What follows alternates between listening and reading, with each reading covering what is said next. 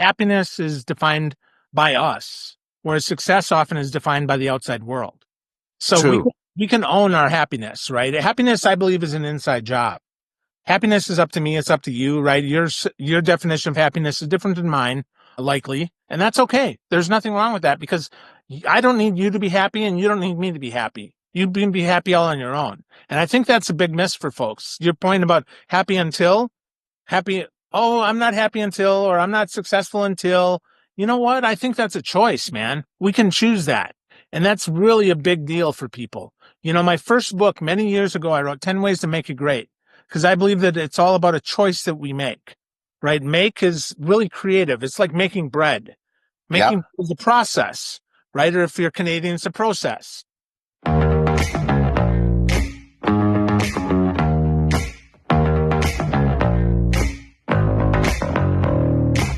Hi there. I am Ravi Tangri, and this is SOULgineering, your life and work. This is about how do you bring more heart, more soul into all of your life, into your work, into your play, into your community, into your family, everything that you do. And today we're going to dive into a quote that a friend of mine posted, and it really got to me. And I'll give you the quote right now. It's by Ingrid Bergman, and she said, "Success is getting what you want. Happiness is wanting what you get." And I think this is at the root of either really having fulfilling life or a lot of the emptiness that people are feeling. And so I invited my friend who posted this, a friend who I've known through in the professional speaking industry, but who's now making a transition back into teaching. I'd like to welcome Phil Gerbyshak. Hey, what's up, Ravi? It's great to see you, my friend.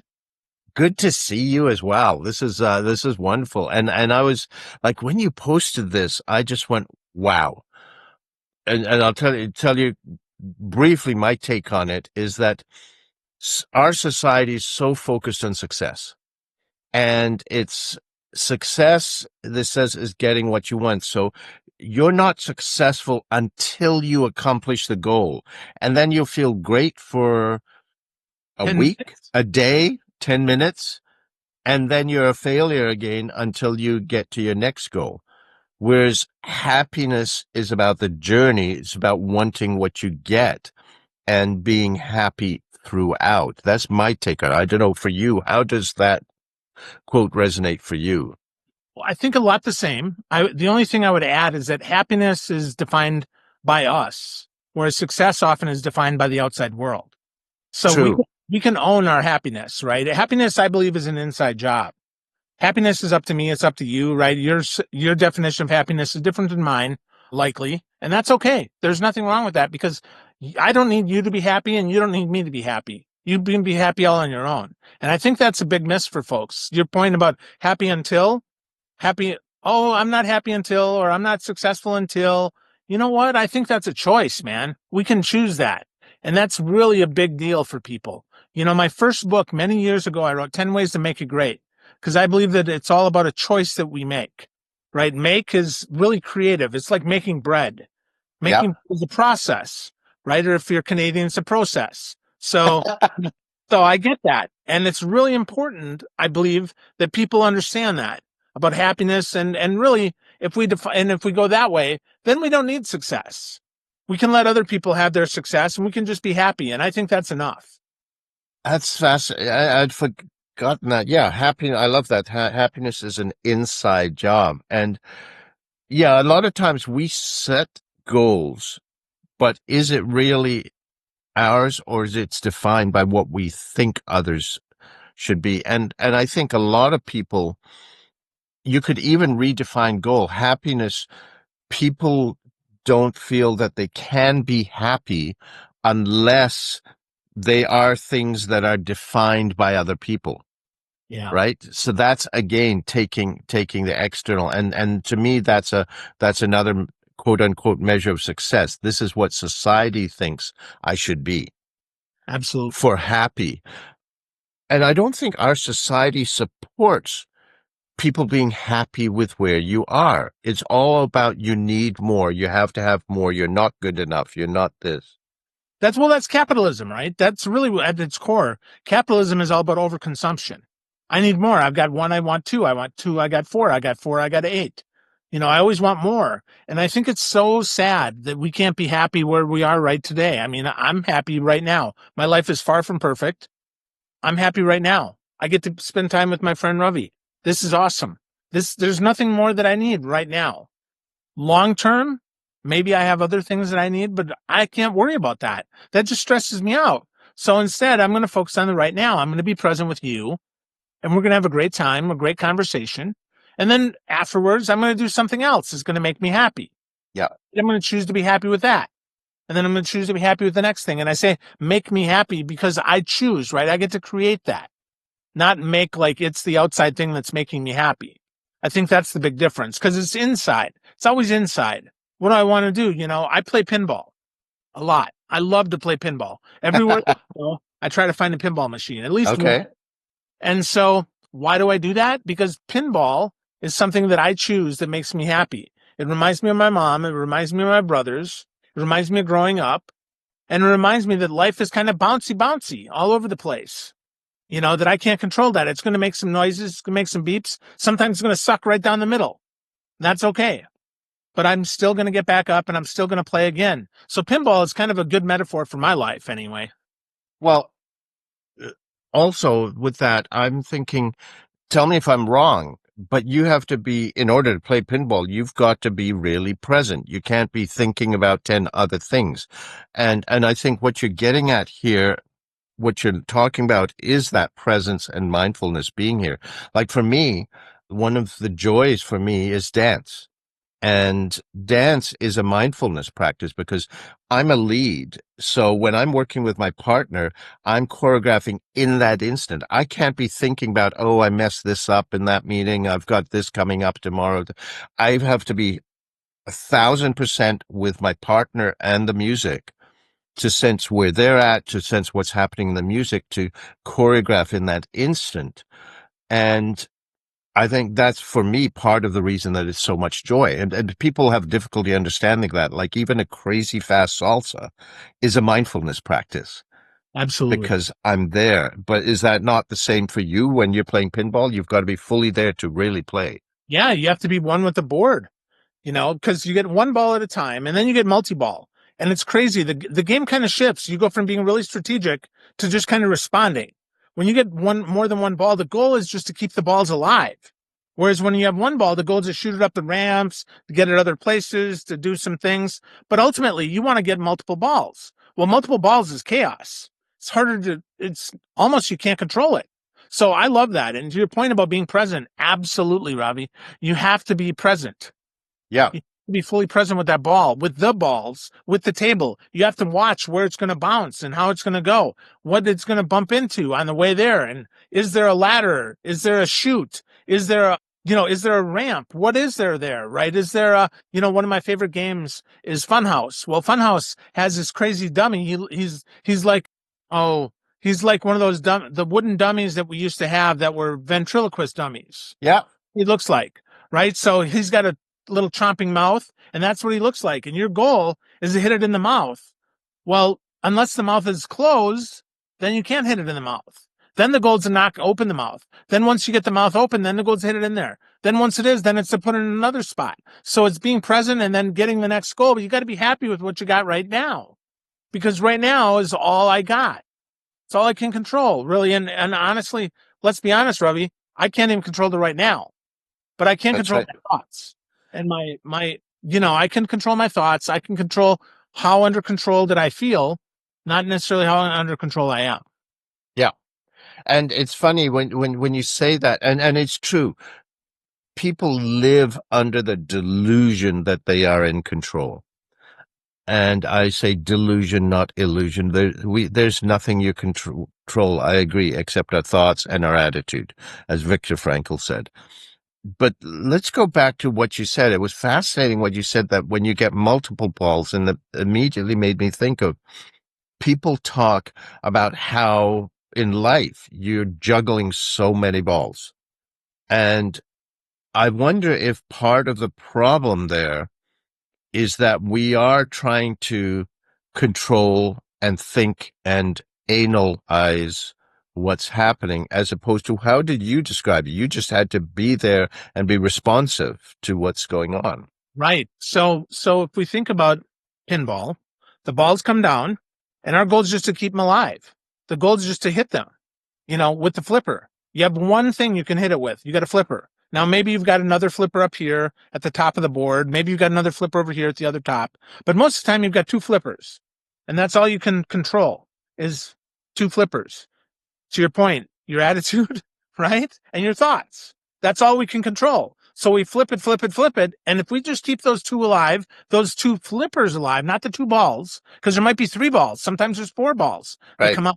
We can keep those little flippers alive. We can go. Because once the flippers die, that's when we tilt the machine because we play too hard.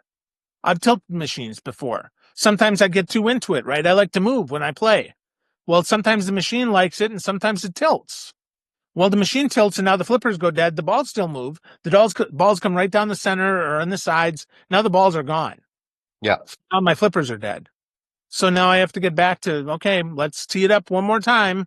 If I have a ball left, and sometimes we run out of balls, just like sometimes we run out of time. Right. So let's take that back to life. I mean, if a lot of people, when they are dealing with a lot of intense stuff, they are, the attitude and your thoughts are what you control. And they get stressed, they get fearful, they get focused on the worst possible case scenario. Correct? So all of a sudden, we've lost all the leverage that we really truly have in life. Yep, that's right. We've lost all use of the levers, of the flippers that we have in life. Absolutely. Life is a lot like a pinball game. And this is the first time I'm really thinking about it, right, in an intense way, but I totally agree with that. I think once we lose our leverage, our levers, once we lose what the motion is, once we lose our thought, we get off track and we worry about stuff we shouldn't worry about. We don't worry about happiness anymore or focus on being happy. Instead, we worry about success and other stuff that doesn't always serve us all that well. And it makes us sad. Oh, no, I didn't do this. Oh, no, I didn't do that. Oh, I can't be happy yet. Bullshit. Be happy right now. Just choose it. Just be happy right now with what you got. It's not Well, perfect, but it's good enough. well, I go back with that to Viktor Frankl, who wrote Man's Search for Meaning and other books. He was a survivor of the Nazi concentration camps. Yep. And he said that even in those situations, the difference between those who not just physically survived, but mentally, emotionally survived was those who gave up versus those who, how can you find something that's positive? Okay, well, if I look out this way from my bunk, I can see a little bit of a window and there's blue sky there, and I'm going to focus on that blue sky. And it's those people that found those little cracks, bits of blue, that emotionally and spiritually survived much more strongly than those who didn't. And, I know, look, I don't mean to dismiss anyone's challenge. We all have had different challenges in our life, but I don't think anybody can say they've had it worse than the Nazi concentration camps. So I for don't, me, that's not a dismissing what I went through. It's going, okay, if it can be done there, how could I make it work for me? and that's the big question that we have to ask ourselves is how can I make it work for me? Yeah, Once we ask that question, I think we get more of a B state than a do state. And it's really helpful. How can I, right? How can I? That's a big thing, right? Our friend Joe Fingerhut talks about that. That's his big thing. How can I? How can I? Really yeah, important. You have to ask ourselves that because we usually can. I say usually because I would never say always, but we usually have some agency over something. We can think about our thoughts differently or we can be a little different right now. And that's right. all. That's all I got. And so, yeah, if I can do that, I can live a happy life. If not, it's going to be a sad life. Well, and I think to me, I find if I'm truly being, I'm not in my thoughts. I've shut my thoughts off. If because I think the stress, the not happy, the the failure, all of that comes from your head, from your thinking. You talked about we have a choice between doing and being. I think it's also between thinking goes hand in hand with doing, and being is about being present. But people have so much trouble getting out of their thoughts. Some people think they are their thoughts. Well, we think that we be, and we can't think be. You think do. So just be present. And I struggled with this for a long time, Ravi. Long time. I didn't get this. I didn't get this. I didn't get being fully present. I would be sort of present, but I didn't get the being fully present. And now I have focus. Now I'm right where I am. That's all the place I am. I can just be right here. Phone is turned over, right? I'm not watching my phone. I have my phone here. So over here. It's out of sight. I'm not looking at my phone. I'm not thinking about it. So tell me, how did you learn to be fully present? I took a vacation. And what I did is I turned off all my notifications except for 2 apps. Oh, so not a physical vacation to Yeah. go No, somewhere. I went somewhere, but I also Okay. turned off all my apps. That was Okay. because I'd never taken a vacation before where I'd ever done that. Because I was a VP of IT. I used to get 400 to 600 pings a day. Bing, bing, bing, bing, bing, bing, bing, bing, bing, bing, bing, bing, bing, bing. That was my life. Dopamine hits. Yeah, all day long. And so I decided I was not working in my job anymore. I left being a VP of IT. I left my BlackBerry and my pager with them, and I just had my phone. So I decided, let's try to turn all the notifications off except for 2. One thing where my assistant could get to me, and one thing where my family could get to me. That was it. That was all. And so once I did that, and I recognized that, boy, life is really different now. You must have gone into shock. Oh, yeah. The first 3 days were horrible. It was horrible. I'm like, what? Is nobody thinking about me? What's going on? I don't know. Is my world falling apart?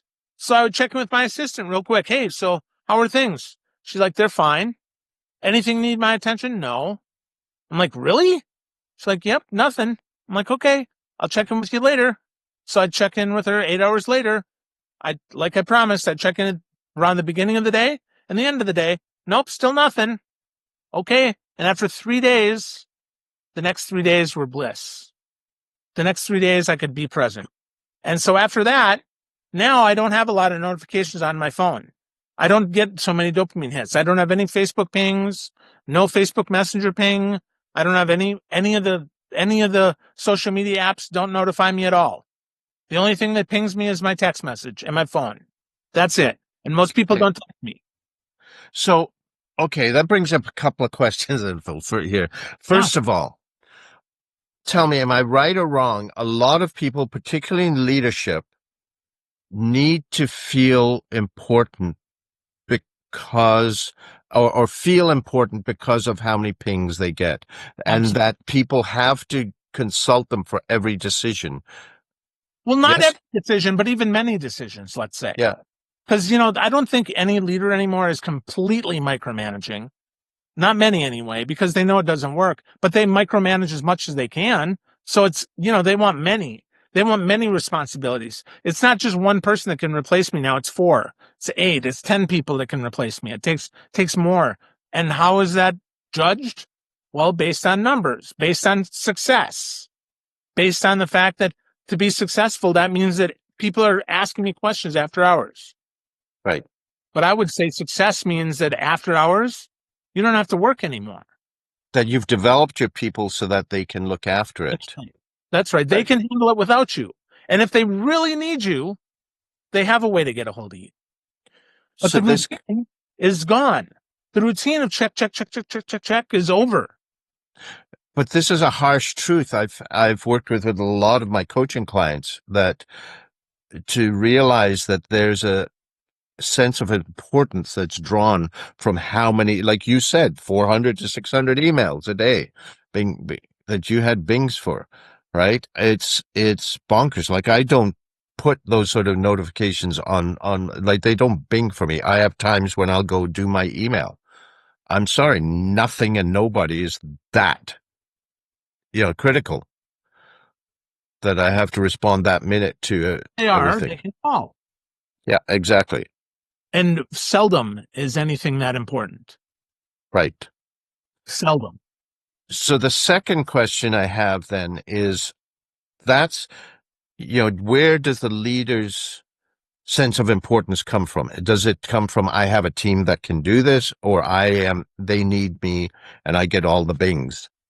The second question is for leaders as well, but for everyone, social media bings. I mean, I'm amazed. Sometimes I meet a friend for coffee or, and the amount of ding, ding, ding, like all the different notifications they have, and also the doom scrolling that, you talk about not feeling successful.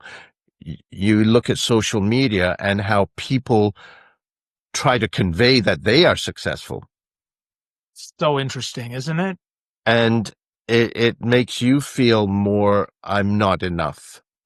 So how can someone break away from that? Just cold turkey? Like I do believe there's an addictive element to this. Do you think people can break away from that? Is it cold turkey? I think cold turkey is probably the best way because cold turkey breaks you completely out and then you can wean back in.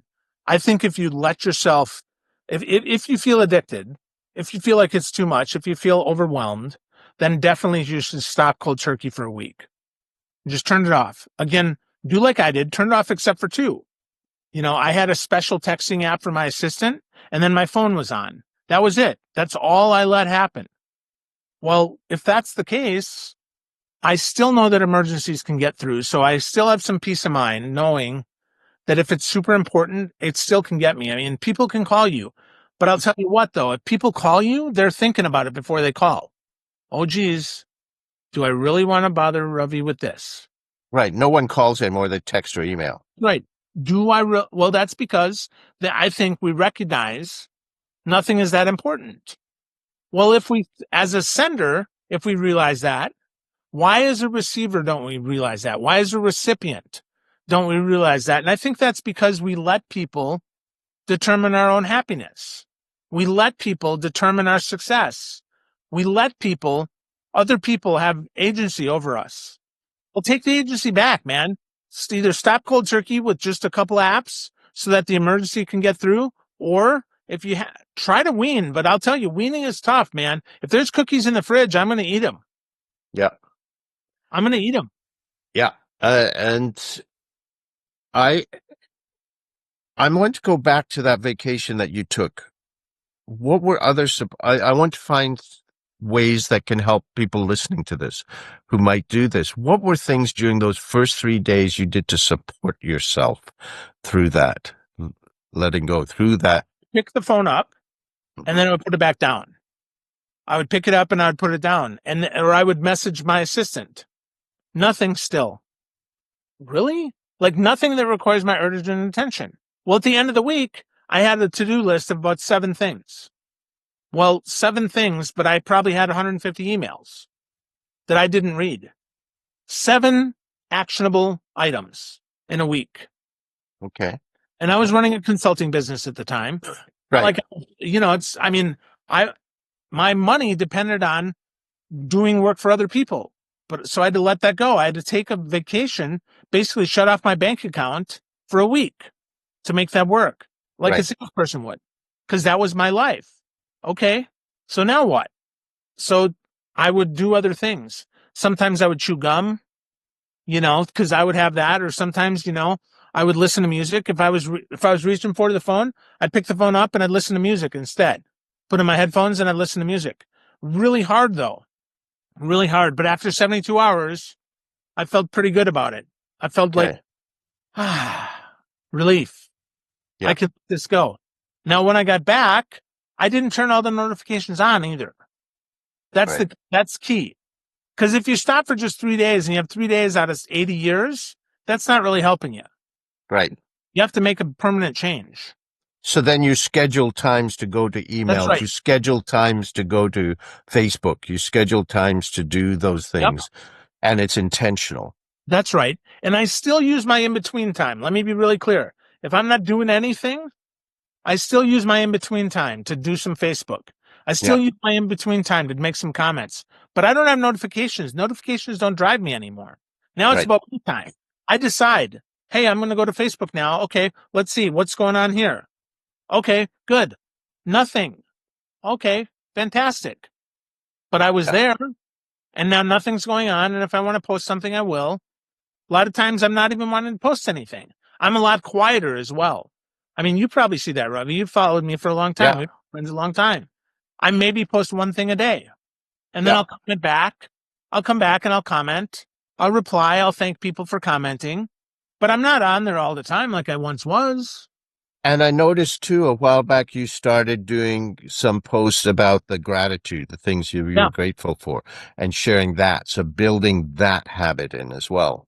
Yep. Absolutely. Yeah. Three things I'm grateful for every day. Now I don't share it every day, but when I do, I can tell you a lot of times I get good responses and I'll get private messages of thank you for reminding me to be grateful for the little things too. Cause I'm not grateful for big things. I'm grateful for little things. The other day, I was grateful for the fact that one of my kids brought donuts to school because I forgot breakfast that morning. So I was really grateful for that. I was grateful that we had coffee in the break room. Yeah. Really, really thankful for that. So little things add up. So, a couple of things coming out of this moving forward is to really create the shift. It's to do that cold turkey for a week, whether you go on vacation or not. So if you're still working, you schedule, and this is what I do with a lot of my coaching clients, that you schedule a time in the morning and in the afternoon to do emails. The rest of the time, the notifications are off, even on the computer. You're doing your work. Then you don't turn those notifications back on. It's going to take an adjustment period. Give yourself that. Make sure you've got some sort of a pressure valve so that you can, realize, okay, it's not, the world isn't blowing up. I love the gratitude. That gets to the happiness is where you are. So you're being more focused, being more present. And I think it's still okay to have goals, but you be present in the journey. If you want to accomplish something, you can still set an objective, but it doesn't become your obsessive focus and it doesn't determine whether you are good or bad That's right. Yeah, and I doing think this. that's a really important point. Whether or not I hit my goals is irrelevant. I can still be happy on the journey, and if I get close to my goal, that's great. And if I don't get close to my goal, then I have to assess, was it really that important? Because Right, sometimes, again, we set goals for other people, not for ourselves. We think right, other people want them. Now, that being said, if you're an executive at a high powered company and you've got monetary goals, that's a kind of a different story. You have to do the things, build your processes in, build your systems in that you can do that other people can help with that. But I'll tell you what, a lot of times we think we're more important than we are. yeah. A lot of times I think I'm more important than I am. And if I'm really honest, I'm just a normal guy. I'm not that Well, important. And I don't mean that in any negative, and I don't mean that in any negative way. What I mean is the world's not going to end when I do. So why not be present? yeah, just as a wrap up, it reminds me of, I remember way back in high school, I was so involved with stuff. I would videotape basketball games for the basketball coach so he could do things. I was involved with dances and helping the rec committee, running the winter carnival. And in my arrogance, I remember at 17 years old when going, what is the school going to do now that I'm gone? You know what? It kept going. You Yeah. know, not meaning to diminish us. The contributions we make are great. But you're right, the world is going to continue, and it creates space for someone else to step up. Yep. And that's really the best thing we can do. Yeah. But it's about living our journey and being happy on our journey right now. And the only other thing too, thought that came up when we were having a chat is that people need to start taking time to define what does happiness mean. It's not based on what other people think it should be. What does it mean you know, for you? So, Phil, I want to move on to our lightning round, but before that, where can people find you in terms of your blog? Because you have some great stuff that, Yeah, just go to happyaf.substack.com. Pretty simple. That's happy, af.substack.com. I've got a podcast up there that's got some 400 past episodes that I've had a lot of guests and a lot of articles. I do archive them for paid subscribers after a month. So, but you'll see a lot of stuff up there, lots of stuff. And if there's something that you see that you don't, that you need, or you don't see that you want to see, let me know and I'll do some research and I'll write the article up for you. That's awesome. Thank you, Phil. Truly, truly appreciate it. My pleasure. Check it out, check it out. Oh, are you ready for this? Now it's time for the lightning round. All right. So the rules here are no thinking, first thing that pops to mind. Okay? Yeah. So introvert or extrovert? Extrovert. What's the most favorite job you've ever had? Being a teacher. Okay. What's the goofiest thing you've ever done? I got married after 3 days. Oh, wow. Okay, I did not realize that part. What's the best compliment you've ever received? I don't know. Probably that you're someone that I can trust. That's a biggie. What's your biggest failure and what did you learn from it? A biggest failure? Boy, let's see. I would say, the day I got my driver's license, I got in a car accident.